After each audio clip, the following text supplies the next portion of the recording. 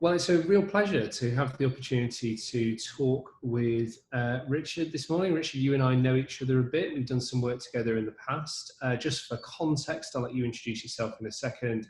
I run a consulting business called Corporate Punk. We're all about change. I also write around issues of change and leadership strategy for Forbes as well.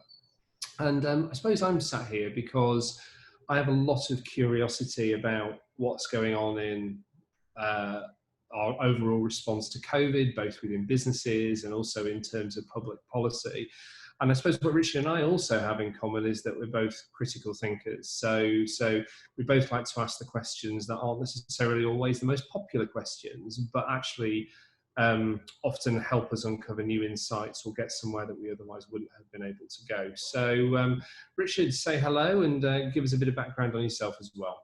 Hi, so I'm Richard Summers. I am the chief scientist at a company called Crowdcat. Crowdcat specialises in using psychometrics at scale to work out how people make choices. So our day-to-day is dealing with a lot of uncertainty and massive data sets, and then trying to come up with practical answers to situations that are, kind of very difficult to work through. And I think that's come in handy here. I suppose the other bit of my background that's kind of relevant is that I started off early stage as an academic scientist. I didn't last very long because I had a desire to get real world results, and that resulted in me setting up, being if you like, a technology or a science entrepreneur. And I've been a science entrepreneur pretty much for 20 years. So that's kind of brought two things together. One is a real immersion in the field of science, and quite broadly, so everything from physics through to psychology, biochemistry, etc., virology, stuff like that. So I've got quite a broad background in science, and then obviously a continuous education, I would call it, in business, because I don't think anyone can own a small business and not be continuously learning, because the world is always teaching you something new. So.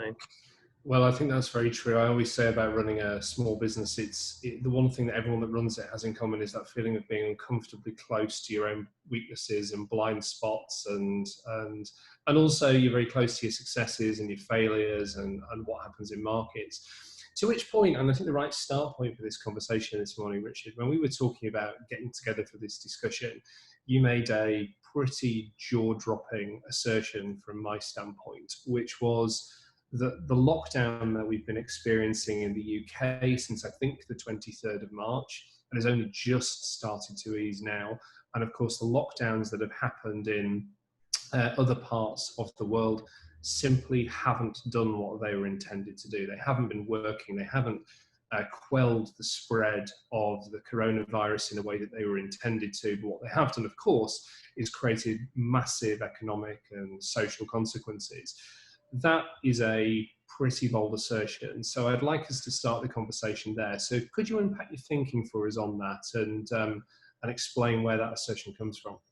Well, I mean, there is a journey here. So when the epidemic hit, we really wanted to contribute, in some meaningful way to helping out.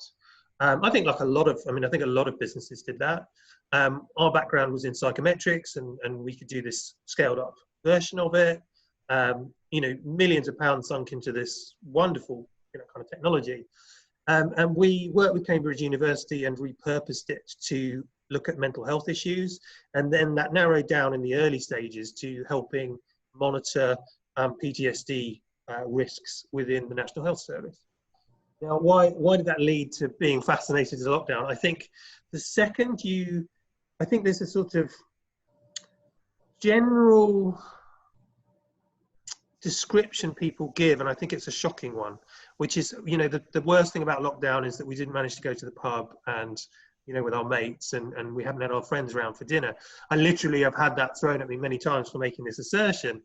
And I think if you worked in looking at mental health and more broadly, just moving outside of the PTSD inside of NHS, you would realise that, there is a horrific level of mental health suffering that comes out of this lockdown. I mean, it is going to be, it's a huge wave which is only just hitting. Now, that is going to have enormous consequences for suffering for years to come. Yes, we could talk about the small numbers of suicides. I say small numbers for anybody that loses a life, and that's going to come into this conversation. It's always terribly sad, but it's relatively small numbers. So once you start following that line of going, well, there's this huge cost, you then start exploring that cost more because you want to know more about it. And that becomes more and more horrific as you unpack the costs of lockdown. And then, of course, what you want is the reassurance that, of course, we did the right thing. And that leads you to, what led me to go, if you like, almost it felt like going down a rabbit hole then, of trying to say, right, well, okay, how do we know this is going to work? And what levels of proof are there? And at every step, I would come up against something that didn't make sense in a good decision-making framework. So, I mean, to give you an idea of it, we've got, you know, when China locks down on the 23rd of January, the WHO says this is new to science. This is something that's never been done before. We don't know whether it's going to work or not work. And that was the chief doctor in charge of the effort in Wuhan at the time. We went from that within a matter of weeks to a domino effect through Europe and through America, where everybody was locking down left, right, and center. The reason given was that, you know, it appeared to have worked in China. We didn't really know enough about the outbreaks or the dynamics of the disease to know that. We also knew that the Chinese were massaging data. So that was incredibly dangerous to base it off that. And then you sort of go, well, okay, there's that period of time going, this looks very questionable. So you stay alert. And then as you stay alert, the frustrating thing I think about really doing good research is the time it takes to get hold of the data. So the problem is we've got all this case data flying around that creates these headlines. But it's very flawed because obviously, you know, how many tests were we doing for COVID then, you know, in March 9th? It might have been, you know, 200 tests a day. How many are we doing now? 75,000 a day. So of course, we pick up more of this disease. But the deaths are a little more solid. But the problem is it takes 23 days to go from infection to death.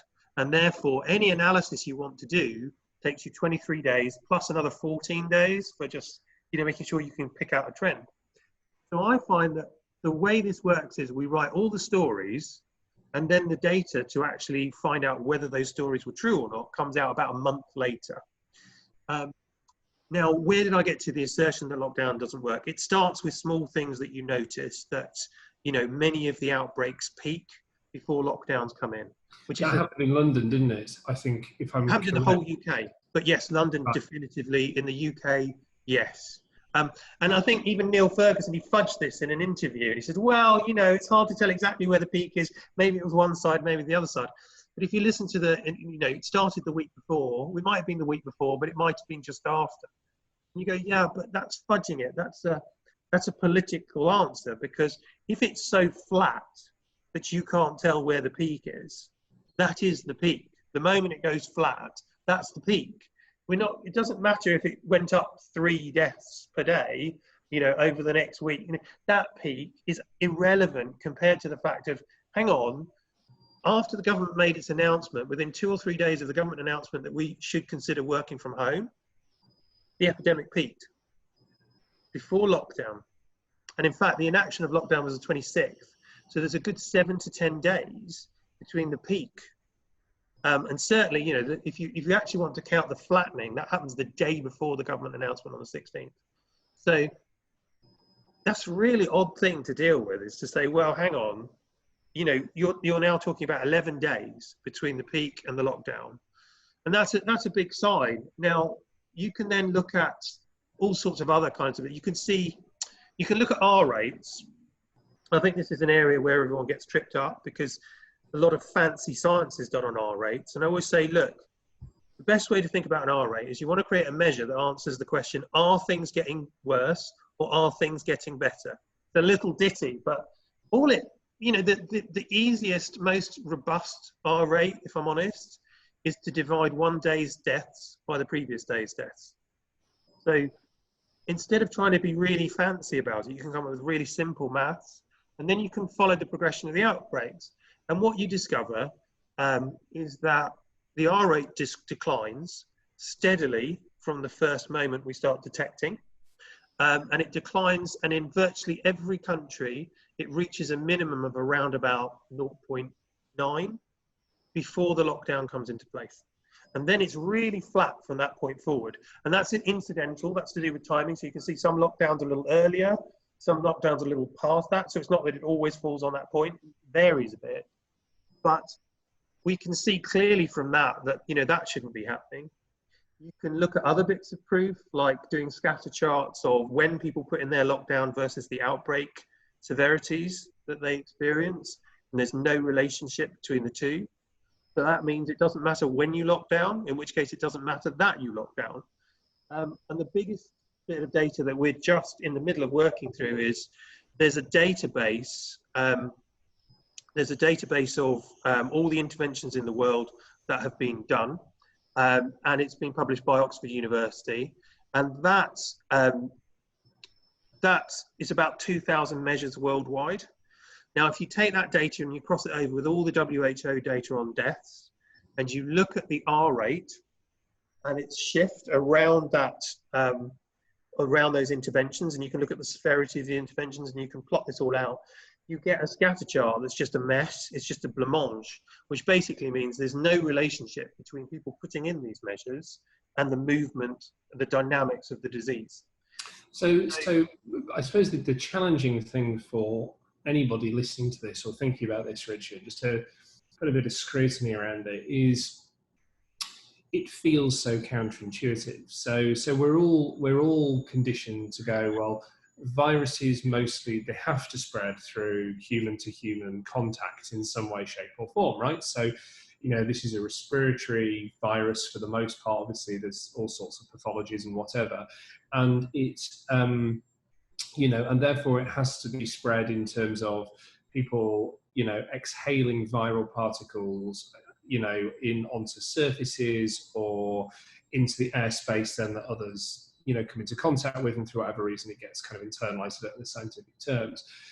If what we're saying though is, and therefore lockdown would seem to make sense in that context, right? Which would be, well, if we simply limit the ability of human beings to have direct contact with other human beings, then actually what we're doing is we're creating a situation in which the virus's ability to spread is hugely limited versus what it was previously. So if that hasn't worked, and I was aware of the London data, particularly on the fact that things are peaked prior to lockdown, if that hasn't worked, well, I suppose it calls into question, actually, I suppose what are the potential explanations? Is it that there's some degree of herd immunity been achieved by the population beforehand, that the nature of how viruses spread we fundamentally are misunderstanding in some way, shape or form, or certainly in respect of this virus we're doing so, or something else that I'm not seeing? It feels such a bold assertion given what most lay people, and I consider myself a layperson, would understand about how viruses spread. And I think, the first thing to kind of acknowledge is that it's a very sensible assertion that it should work. And science is full of sensible assertions, and 90% of them turn out to be false, right? I described it to somebody that, what you have to be really careful of when you deal with complex, so there's simple systems, it's sort of saying, look, if we put two people, if we could keep them utterly isolated all the time and then stick them at various distances between each other, and one has got flu and the other one hasn't got flu, and we then did an experiment, we would probably determine that, there was a certain, relationship between the distance that these people sat apart and whether they got an infection. But it's very dangerous to extend that principle to the complexities of real life. So the way I put it is, the first thing is accept that not all your sensible assertions that are made in a one-on-one environment will hold out in a mass environment. It's a bit like, as a small business person, you find a customer that likes your product, therefore you're going to have a brilliant business. It's a huge leap to go from one to the other. If you walked into a brick wall and it was hard and you fell on your arse, do you need the explanation as to why walls are hard? As in all the quantum dynamics that are involved in the fact that you bounce off the wall? And the answer is you don't need that. You can understand that the wall is hard without having to have all of that explanation. Now, why did I say that? Because at the end of the day, we can't know all of these answers. the biggest problem with COVID and the biggest problem with the political narrative and the social media narrative and the mass media narrative is there are so many unknowns, and people are filling in those unknowns with speculation and these big leaps, and then those leaps are turning out to be false. But I can give you, I do have some of that. So let's give me an example of one of those assumptions or big leaps that you're seeing in the media narrative that are proving to be false. We've already covered one in lockdown. Is there another one that springs to mind for you? Lockdown obviously is a classic one, but here's an assumption that was made early on as run the whole thing and has only just unwound, is that COVID is mainly spread through respiratory droplets. And from the first moment people said it, the aerosol scientists, for instance, were writing very strident papers about how we really shouldn't say that it's not spread through aerosol transmission. So this is quite technical, where you go, what's the difference? So when we breathe out, cough, sneeze, speak, some particles of fluid come out with the air. Some of those particles are big enough that they are subject to gravity mainly, so they fall to the ground within about a meter's radius of you. They're called respiratory droplets. The smaller ones get carried away on the air and stay airborne for an indefinite period of time, and they're called aerosols. Now, social distancing works with respiratory droplets. It doesn't work with aerosols, right? So the assumption that it only spreads through respiratory droplets without proof leads to the jump that you use some kind of social distancing measure, which if it turns out that aerosols are a better practical conductor, and I can come back to that in a second, than droplets, then the result of all your social distancing is nothing. Because the problem is indoor spaces and ventilation, it's not distance anymore. So the game changes.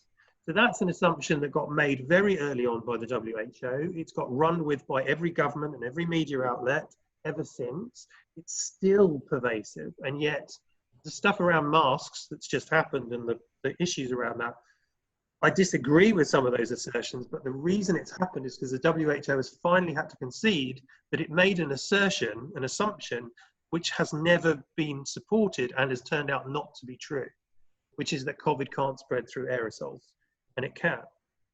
So that's a huge example. People aren't coming out and going, do you know what, everything we said so far has been wrong, because if aerosols are involved, the dynamics are different. And I'll give you an example as to why. Let's say respiratory droplets are 90%, or 10 times better at spreading COVID than aerosols. That doesn't mean that aerosols aren't the primary spreader, because how many people do you get within, say, half a centimetre of for a considerable period of time? And the answer is not many. You may lean over somebody at the supermarket to grab whatever. You wouldn't anymore because of the social distancing guidelines, but you wouldn't anyway, right? I mean, we have, generally as human beings, we respect personal distance as between 1 to 2 metres anyway. So we come within close proximity of each other, except for our families, for very short periods of time. So even though respiratory droplets might be efficient, they're not an effective way of spreading it in a community. If it's aerosols, well, we've all been to Tesco's. We've all been crammed in there with 1,000 other people on a continuous basis in a what would be, in aerosol terms, a poorly ventilated space. We've all done our shopping every week, and we haven't been able to shop online. So actually, we've been into more supermarkets recently and more small shops than we would have been. So you could make the argument that lockdown made it worse, not lockdown made it better. So it's assumptions and assertions are really difficult. I think the other what you're saying, I think, is interesting, and I think it comes back to something very simple, actually, which is the answer is always there in the data, right?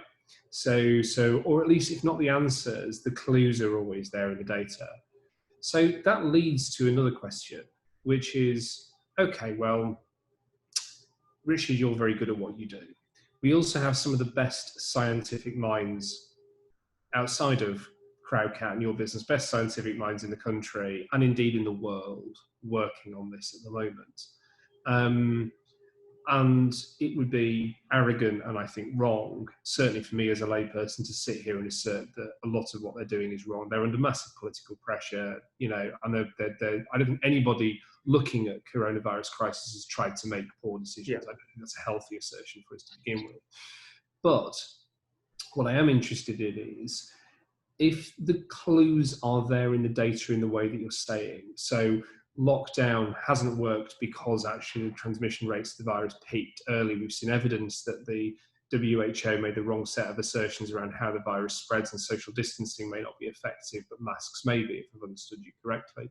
So if the clue's always there, why is there such a disconnect then between what these scientists are seemingly saying in public, and indeed what their analysis is seemingly pointing to, and the realities? I'm not understanding why the story that you're telling is so different to the story that most of us are hearing day to day.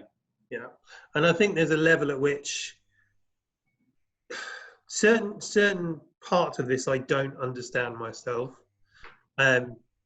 So I think I'm not going to comment too much on politics, but I think once politicians have decided that they have to act to show their strength, they then have an arse covering exercise that they have to go into.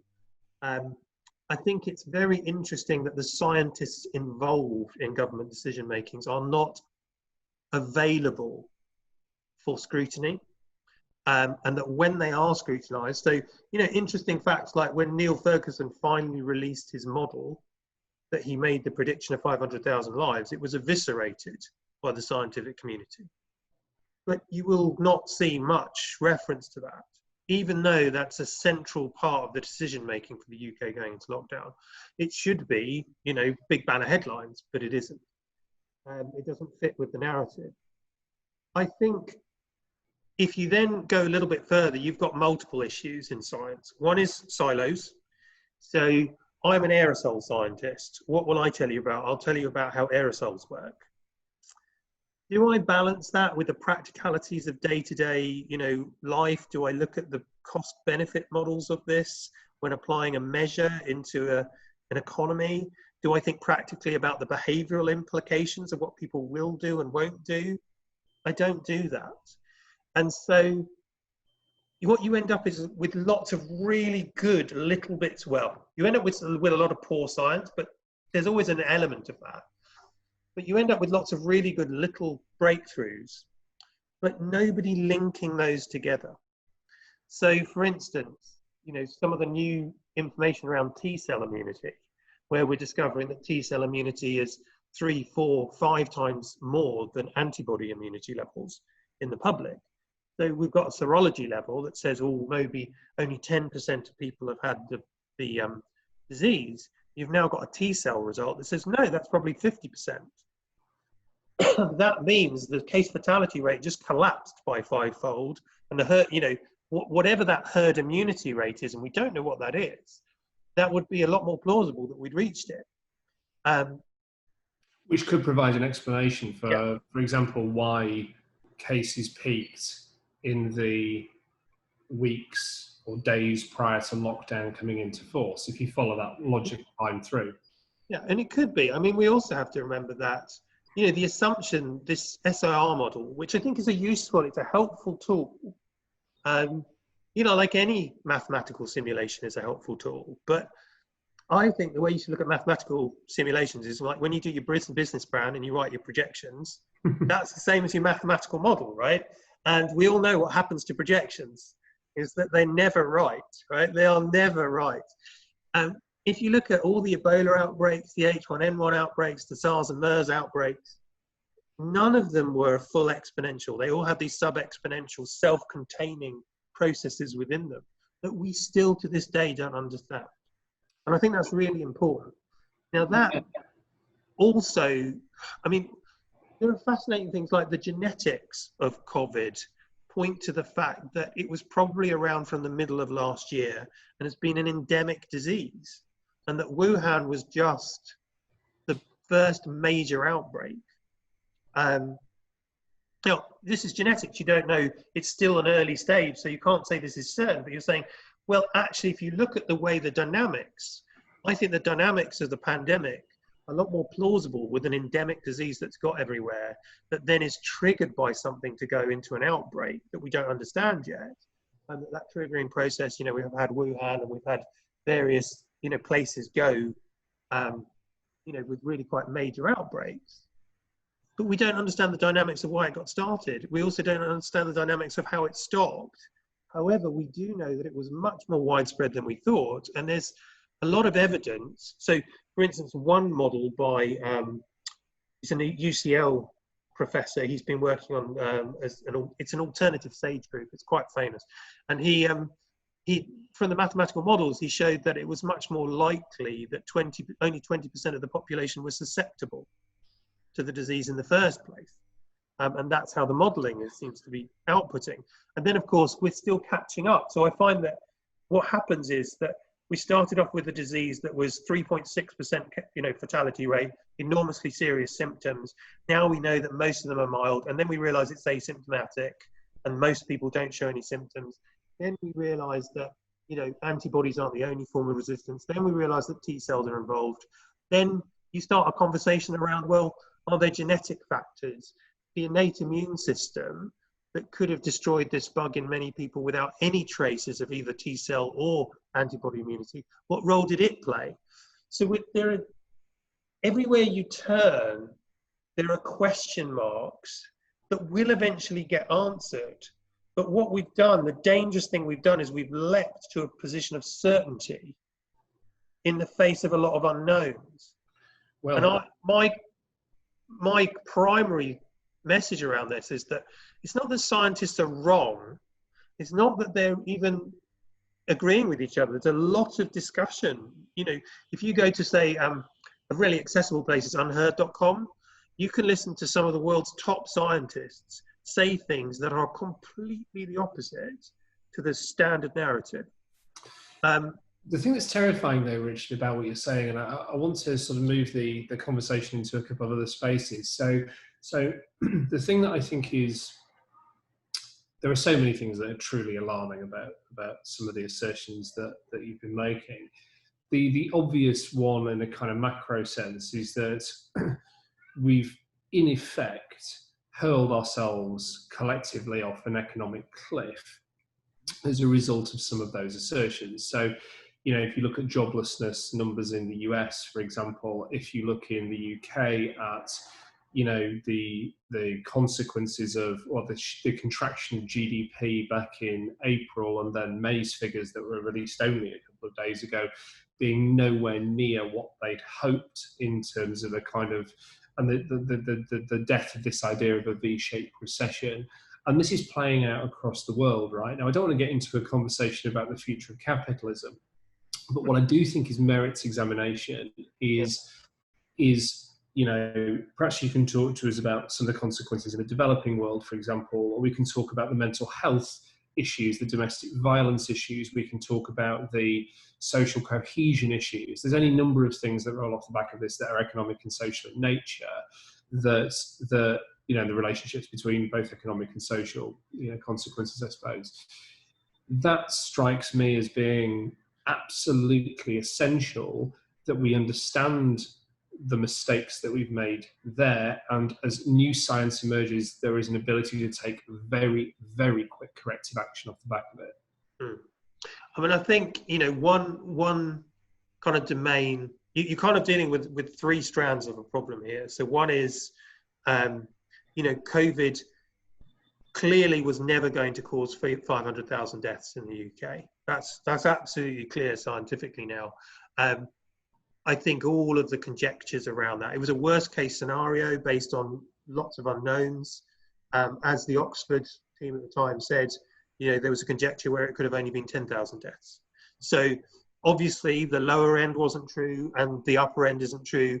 And we still don't know exactly where the middle, and we have to be honest about that. We don't know where that middle ground is. That's staggering, the issues. Like, where is the accountability around that? Because if the 500,000 death model has been shown to be fallacious, and again, you're not the first to have said that, I've read that elsewhere as well, then we've made a series of highly consequential economic and social decisions, partly based on that model, and Yeah. that model has been proven to be invalid. That is a colossal issue, and I think there is justification for there to be a very, very high level of accountability around the poor quality, science that was done there. Side point, I suppose, but Yeah, I mean, we could go on for quite some time. I think the interesting thing is that if you look at the Oxford treatment of the situation, they did not say that Imperials at the time, which is the 9th, I think it was the 9th of March when the model came out, and it was never peer reviewed.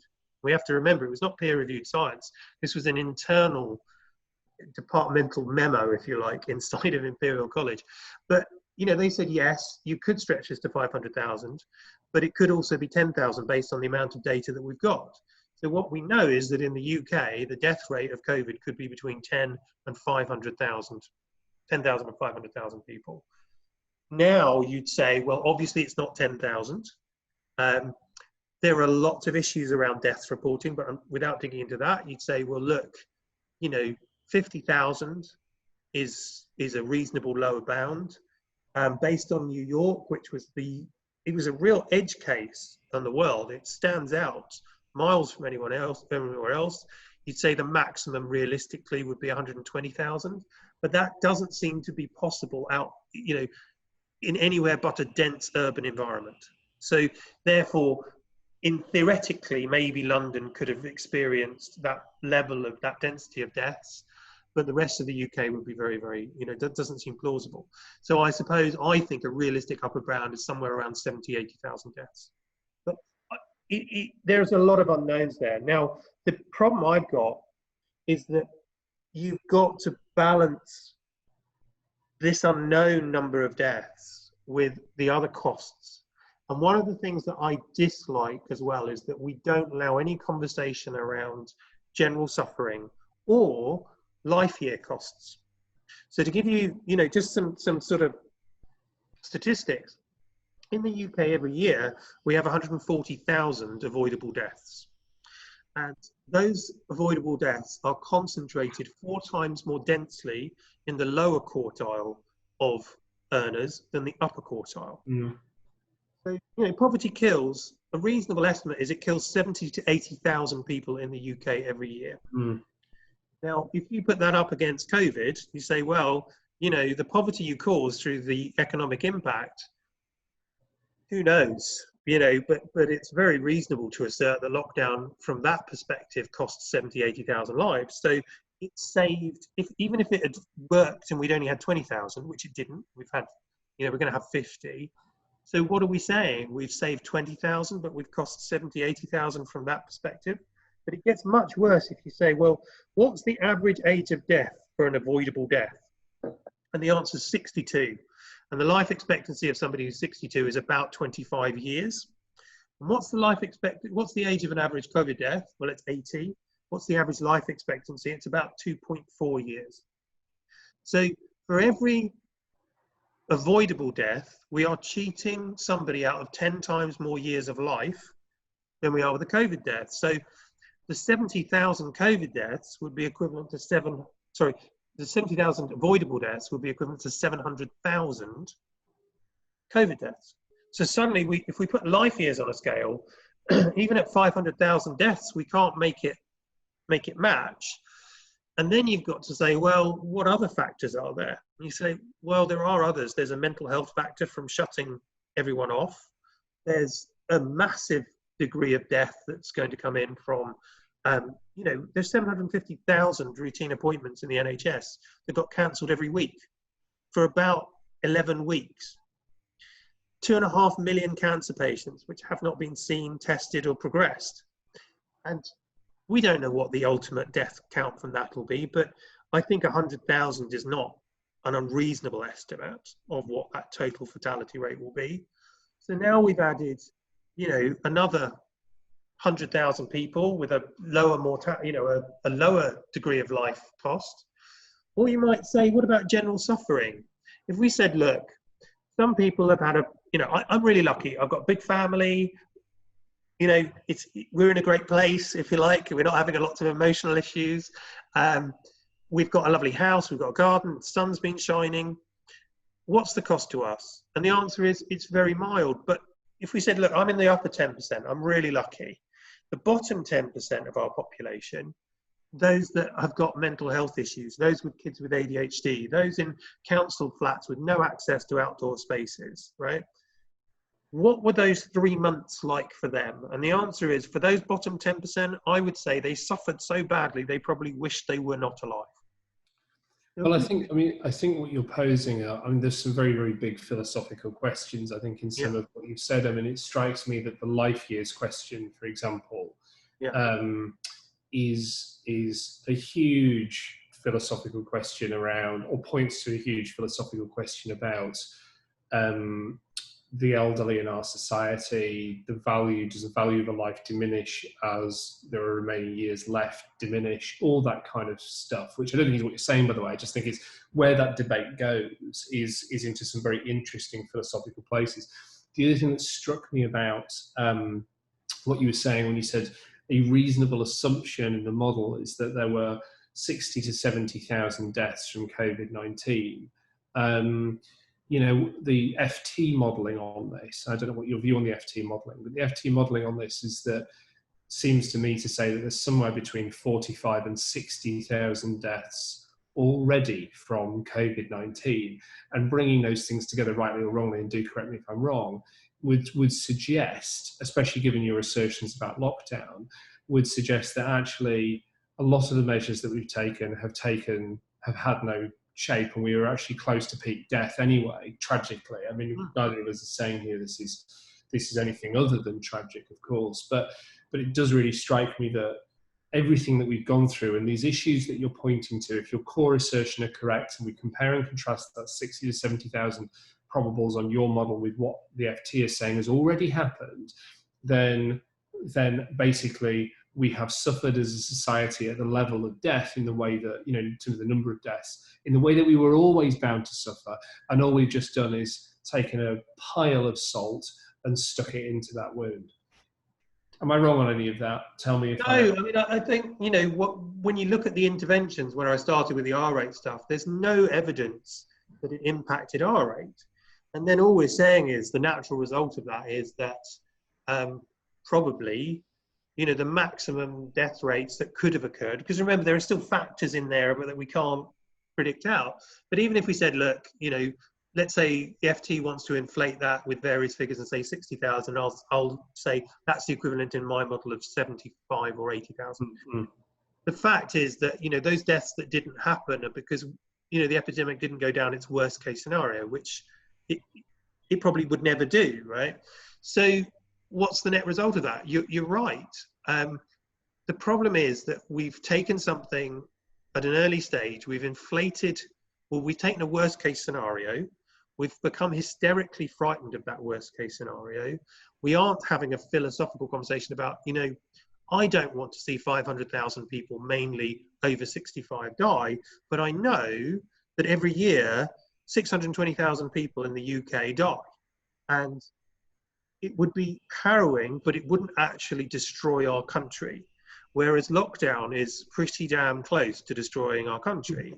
So, if you look at its impact, and we before this, we briefly discussed famine in the developing world, and the World Bank predicting that it could double, famine could double this year, and the result could be 300,000 deaths a day for 3 months. That's 27 million deaths.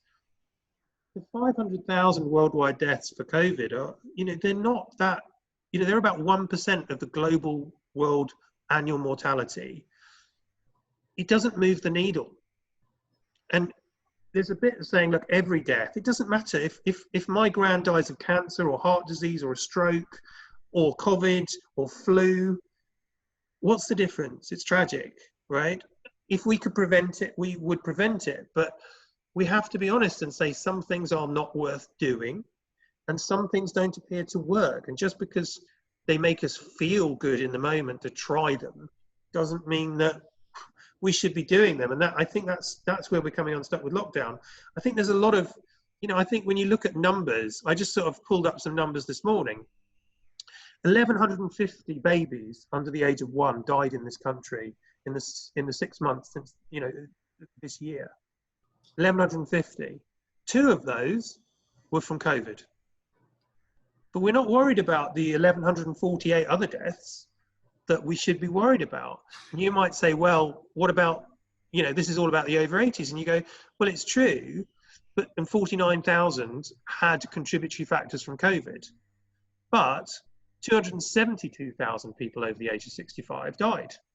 So we're obsessed with this fraction of our population and this one risk, and we've lost track of, and we're not balancing the risks of everything else against this risk. Well, and I think again there are a number of rabbit holes we could disappear down here around the nature of the media and what the incentives are in journalism to propagate that sort of stuff. I think that there are also fascinating discussions to be had around why is it that we are struggling as a society to embrace the complexity of some of the problems that we face, and we tend to default to wanting simplistic answers. I have a particular bugbear, which we won't have time to explore, you'll be relieved to hear, about the idea of conditioning society to believe that safety is a reasonable expectation. Like, the world does not owe any of us safety, and I think it's really dangerous. I think we have a duty to look after each other and protect each other, don't get me wrong, but again, philosophically, you can tip into a discussion where actually a life without risk is a life that's not worth living. So there's a whole kind of raft of things to talk about there. Where I want to go in just the last few minutes of this conversation, Richard, though, is through the level of individual empowerment. So I'm listening to this like you. I'm a small business owner. I'm somebody who cares deeply about my own business, the business of our clients, the health of our network partners. I want to also care about my friends and my family and their businesses and everything else. And I listen to this and I think we're getting so much wrong at the society level, but I myself, I don't know what to do with a lot of this, other than it helps me formulate my opinions, and those opinions are going to be different to other people's opinions, and and what have you. And I get into enough dinner party arguments already. So I suppose it's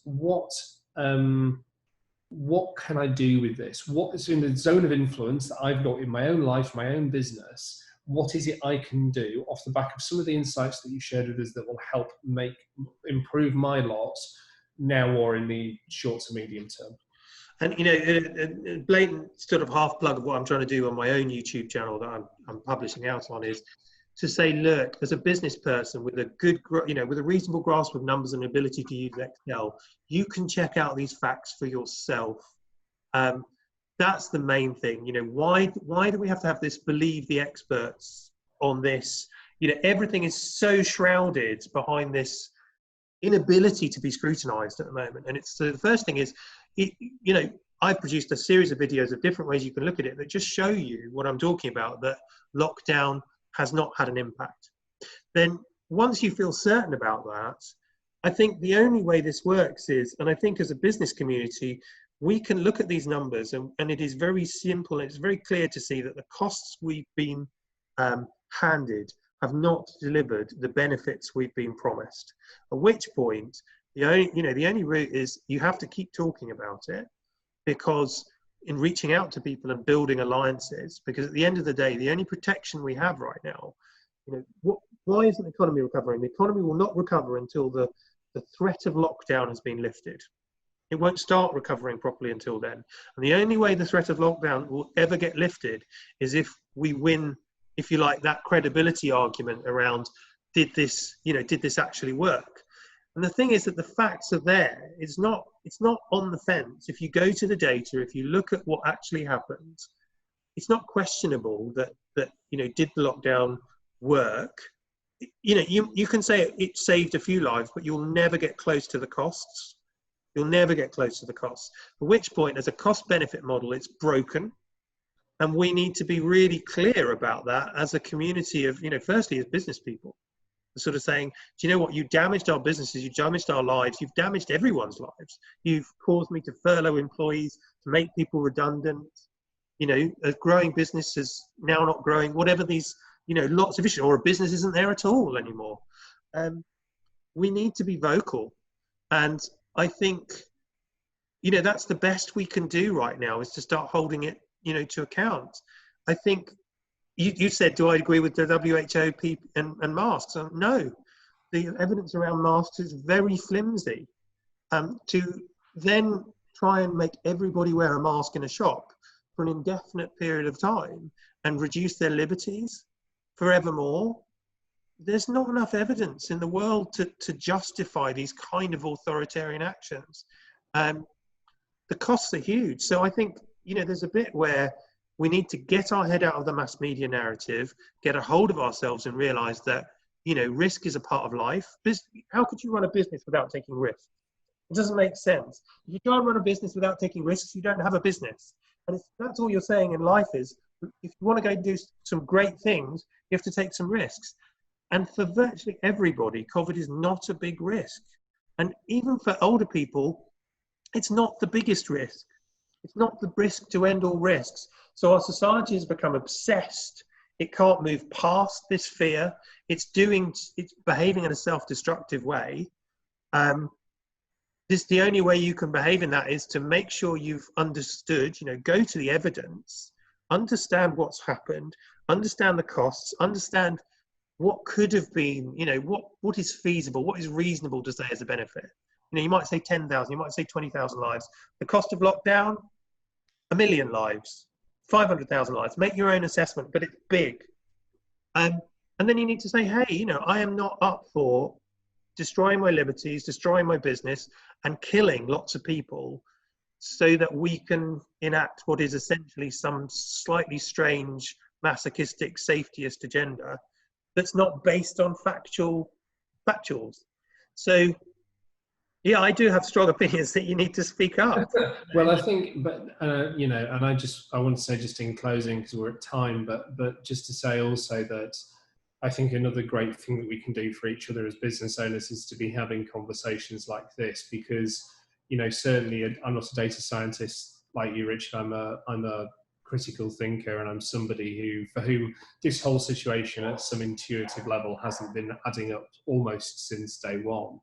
And I think it's an act of real service, actually, to take your skills as you've done in data analysis and to explain in a very accessible way why you would challenge some of the assertions that we're all living under, not just having to read and everything else, but actually living under the consequences of those. So I think that's the other thing, is making sure that, stuff like this gets out into the world and people have an opportunity to interrogate and scrutinize. And I would say, just in closing, that it is absolutely worth spending time on Richard's YouTube channel. There's some really useful and accessible ways into thinking about data analysis in your own business. And I think more generally, some of the points that he's touched on in this conversation and Richard touched on in his other videos are very helpful in generally understanding risk and generally understanding the role of data in decision making for those of us who run businesses, or indeed are trying to use data to drive the decisions that we are making in businesses that we don't own but are senior in. So I just want to say thank you very much for your time, Richard. It's been really, really useful to talk to you. I have found that a conversation that's been both frightening, energizing, and irritating, but not at you, but in terms of the situation in equal measure. And how many conversations can you say that about? Indeed. Well, thank you very much too. That was fantastic.